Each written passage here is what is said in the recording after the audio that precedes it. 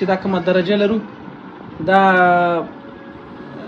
د فرانسې نه موږ راغوښتی دی او په همدې باندې موږ د ګروپونو دا شواوې چې دی دا ګورو چې هغه لینت یا کومه موج چې د غواګانو د بلاربېدلو دپاره پکارېږي یوازې هماغه موږ کولی شو چې استعمال کړو. دا موږ ته 3 دانې پکار دی حقیقت کې، یو دانه دلته، یو دانه هغلته، یو دانه هغه ځای کې، او دا باید د غوا نه تقریبا 1.5 متر چې دی د 1.5 متر په اندازه باندې دا د غوا نه باید جګي. نو دا په هغه صورت کې موږ لګوو چې کله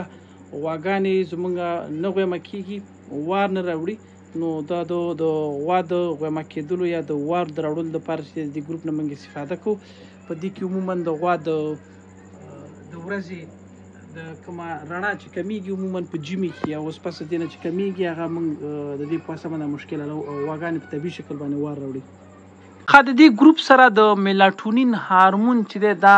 سپریس کېږي او غواګانې داسې فکر کوي چې هر دې دپاره نیچرل لایټ دی او د پسرلي وخت دی او غواګانې باید په طبیعي شکل باندې چې دی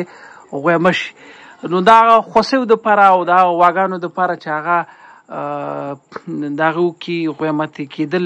په نورمال شکل نه راځي، یعنې تخمدانې روغ جوړي، هغې کې میکروب نه وي، ملټي ویټامین هر څه ورسېږي او عموما په ژمي کې چې دی ورځې لنډېږي او شپې چې دی اوږدېږي. نو په هغې صورت کې چې یو غوا په پسرلي کې غویمه نه شي، بلار به نه شي، یا د اوړي په اوس وخت کې بلار به غویمه نه شي، نو دا بیا په ژمي کې چې دی دا غواګانو کې دا مشکل پیښېږي چې هغې د نور یا د خاصې رڼا د کموالي د وجې چې دی غواګانې نه غویمه کېږي. نو د حل مشکل دپاره چې دی موږ دغه مخصوص ګروپونه راوغوښتي چې دا حد اقل باید 3 دانې یا 2 دانې ولګول شي تر څو غواګانې کې کم طبیعي سایکل د هارمونونو د تولید دپاره چې دی دا پکار شي. نو دې سره میلاټونین چې دی سپریس کېږي، د هغه کمښت رامنځته کېږي او د جینارچ هارمون چې دی هغه تنبیه کوي او بالاخره غوا غویمه کېږي.